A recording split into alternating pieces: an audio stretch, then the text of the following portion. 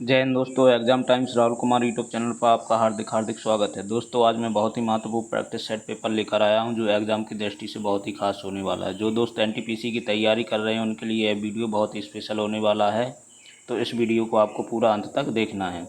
दोस्तों अगर यह वीडियो आपको पसंद आए तो लाइक शेयर कॉमेंट करें और यूट्यूब चैनल को सब्सक्राइब जरूर कर लें। आइए चलते हैं पहले प्रश्न की तरफ। बहुत ही इंपॉर्टेंट प्रश्न लिए गए हैं दोस्तों।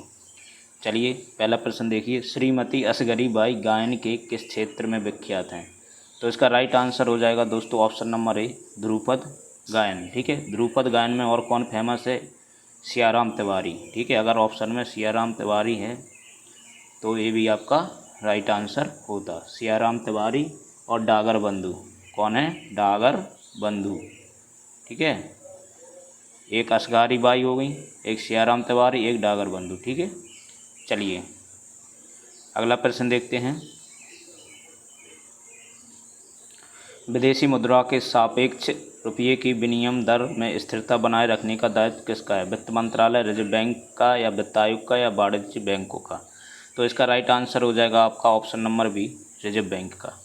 ठीक है, रिजर्व बैंक के संबंधित कुछ इम्पोर्टेंट फैक्ट आपको पता होना चाहिए। जैसे रिजर्व बैंक का मुख्यालय कहाँ पर स्थित है? तो इसका मुख्यालय आपका मुंबई में है। ठीक है, कहाँ पर है? मुंबई। ठीक है, मुंबई में इसका मुख्यालय है। और इसकी स्थापना कब हुई थी? 19 अप्रैल 1935 को। अगर इसके राष्ट्रीयकरण की बात करें, राष्ट्रीयकरण, तो राष्ट्रीयकरण आपका हुआ था 1949 में। ठीक है, राष्ट्रीय रिजर्व बैंक है जो करेंसी नोट जारी करता है। कैसे करता है? Currency note.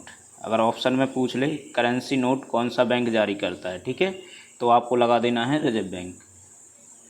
और एक और फैक्ट देख लीजिए, भारत का केंद्रीय बैंक भी रिजर्व बैंक को कहा जाता है। ठीक है, भारत का केंद्रीय बैंक। ठीक है, केंद्रीय बैंक भी रिजर्व बैंक को कहा जाता है।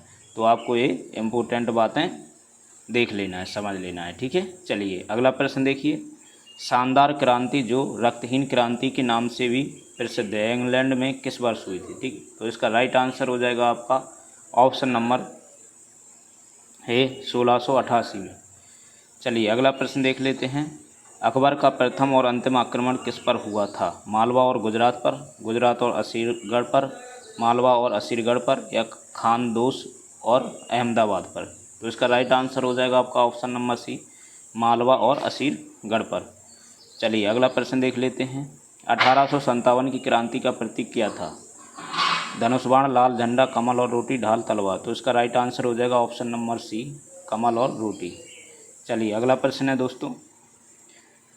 भारतीय संविधान में लोक कल्याणकारी राज्य की अवधारणा निहित है। प्रस्तावना में मौलिक अधिकारों में चतुर्थ परिशिष्ट या राज्य के नीति निर्देशक तत्व? तो इसका राइट आंसर हो जाएगा ऑप्शन नंबर डी, राज्य के नीति निर्देशक तत्व। ठीक है, राज्य के नीति निर्देशक तत्व कौन से भाग में स्थित है? तो इसका राइट आंसर हो जाएगा आपका, अगर ऐसा पूछ ले राज्य के नीति निर्देशक तत्व कौन से भाग में है, तो इसका राइट आंसर हो जाएगा आपका भाग नंबर 4। ये भाग 4 में है और अनुच्छेद कितने से कितने तक? 36 से 51 तक आर्टिकल में है। ठीक है, और राज्य के नीति निर्देशक तत्व कहाँ के संविधान से लिए गए हैं? तो ये आपके आयरलैंड से लिए गए हैं, आयरलैंड से। ठीक है, ये आपको एक्स्ट्रा बातें याद रखनी है। चलिए अगला प्रश्न देखते हैं। निम्नलिखित में से कौन सा बंदरगाह प्राकृतिक बंदरगाह नहीं? कोचीन, मुंबई, चेन्नई या विशाखापट्टनम? पहले प्रश्न समझिए फिर इसके ऑप्शन दीजिए। निम्नलिखित में से कौन सा बंदरगाह प्राकृतिक बंदरगाह है? नहीं है। प्राकृतिक बंदरगाह है आपका चेन्नई नहीं है। चेन्नई क्या है? चेन्नई आपका प्राकृतिक कृत्रिम बंदरगाह है। कौन सा है? कृत्रिम। कृत्रिम अगर इधर लग जाता ऑप्शन में, बंदरगाह प्राकृतिक कृत्रिम बंदरगाह, अगर प्राकृतिक कृत्रिम लग जाता तो चेन्नई इसका राइट आंसर होता। वैसे आपका क्या है? सी है। और प्राकृतिक बंदरगाह कौन सा है? आपका मुंबई है। क्या है? मुंबई। चलिए सबसे बड़ा अगला प्रश्न है। स्टार्च को माल्टोज में परिवर्तित करने वाला एंजाइम कौन सा है? तो इसका राइट आंसर हो जाएगा ऑप्शन नंबर बी, एमाइलेज। क्या हो जाएगा? एमाइलेज। चलिए अगला प्रश्न देख लेते हैं दोस्तों। केंद्रीय कपास अनुसंधान संस्थान कहाँ पर स्थित है? तो इसका राइट आंसर हो जाएगा आपका ऑप्शन नंबर सी, नागपुर में। चलिए अगला प्रश्न देख लेते हैं दोस्तों। खजुराहो के मंदिर किस धर्म से संबंधित हैं? बौद्ध धर्म से, केवल हिंदू धर्म से, या केवल जैन धर्म से, या हिंदू तथा जैन धर्म दोनों से? बहुत ही महत्वपूर्ण प्रश्न है। खजुराहो घूमाते लेकिन ये पता उन्हें नहीं रहता है। तो इसका राइट आंसर हो जाएगा आपका ऑप्शन नंबर डी, हिंदू तथा जैन धर्म दोनों में, दोनों के वहाँ पे मूर्तियाँ आपको मिलेगी खजुराहो के मंदिर। खजुराहो कहाँ पर पड़ता? बुंदेलखंड में।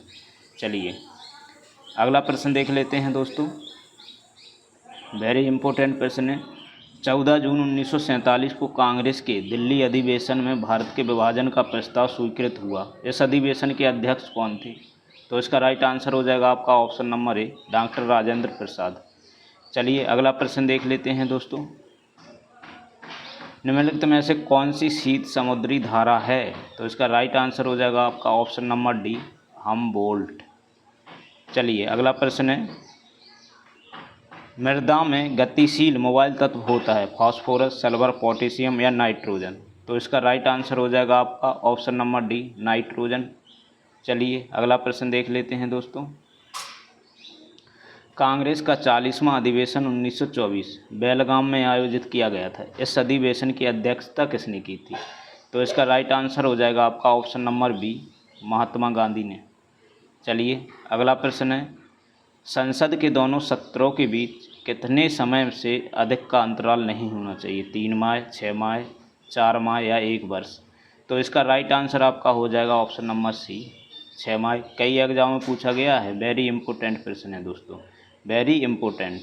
चलिए अगला प्रश्न देख लेते हैं। भारत के चावल के कटोरे क्षेत्र का नाम बताएं। पूर्वोत्तर क्षेत्र, सिंधु गंगा का क्षेत्र, या गंगा का मैदान, कृष्णा गोदावरी का मैदान? तो इसका राइट आंसर हो जाएगा दोस्तों option number D, Krishna Godavari का मैदान।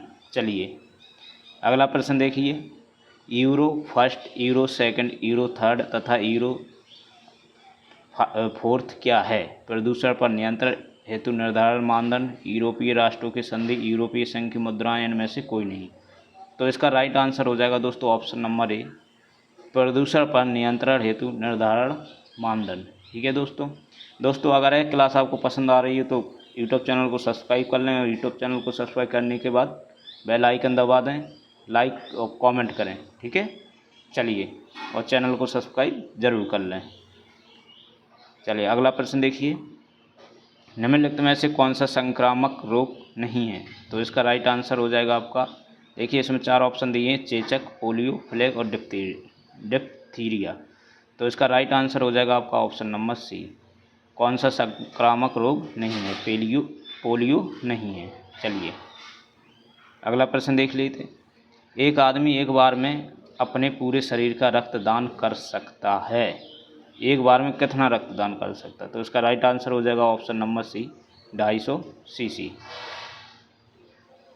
चलिए अगला प्रश्न देख लेते हैं। अनुवांशिकी के लिए उत्तरदायी है RNA, WBC, DNA, इनमें से कोई नहीं? तो इसका राइट आंसर हो जाएगा आपका ऑप्शन नंबर बी, DNA। ठीक है, क्या हो जाएगा? DNA।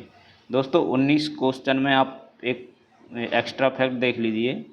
एक आदमी एक बार अपने शरीर का रक्तदान कर सकता है। ठीक है, तो इसका रक्त समूह की खोज किसने की थी? ठीक है, रक्त समूह की खोज किसने की थी? ठीक है, रक्त समूह की खोज किसने की थी और कितने मतलब कब हुई थी? तो इसका राइट वो हो जाएगा राइट आंसर 1900 में इसकी खोज हुई थी। और किसने की थी? Land Steiner. क्या हो जाएगा? Land Steiner.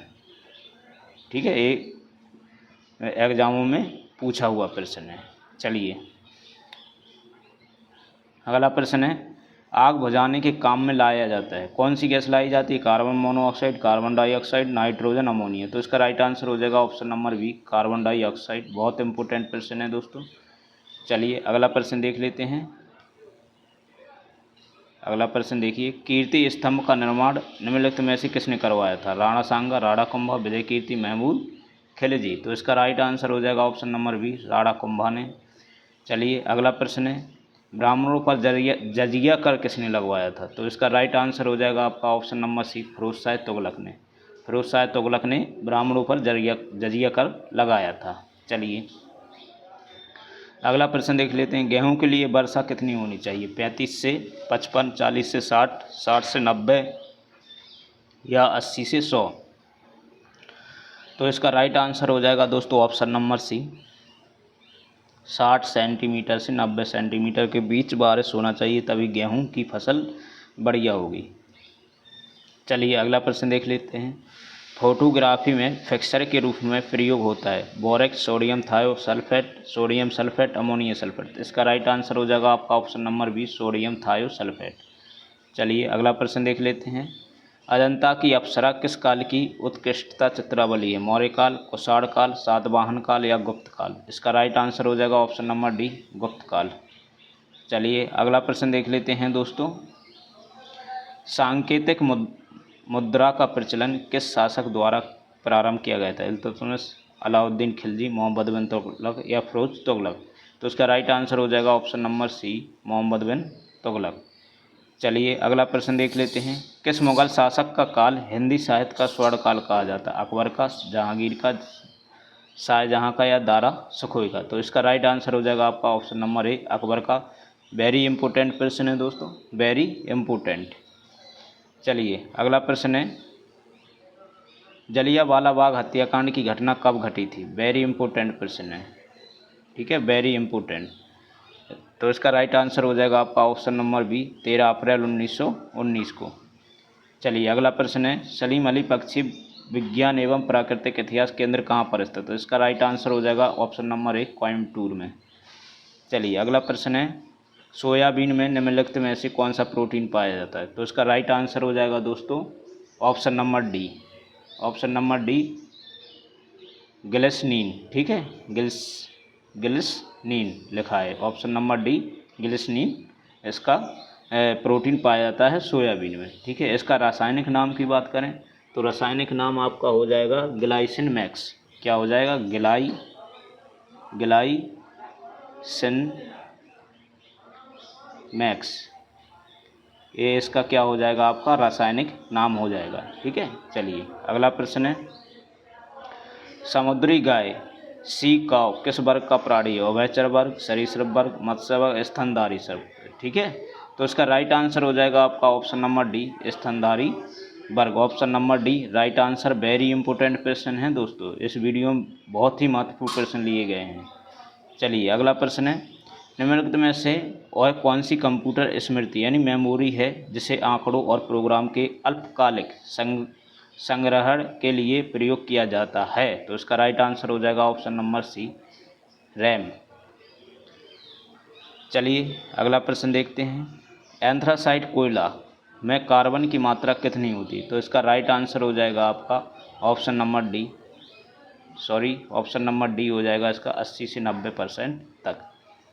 अगला प्रश्न है दोस्तों। शरीर में लोहे की कमी से कौन सी बीमारी हो जाती है? हाइड्रोफोबिया, रिकेटस, रक्तक्षीणता या स्कर्वी? तो इसका राइट आंसर हो जाएगा आपका ऑप्शन नंबर सी, रक्तक्षीणता। चलिए अगला प्रश्न है, बहुत इंपॉर्टेंट प्रश्न है।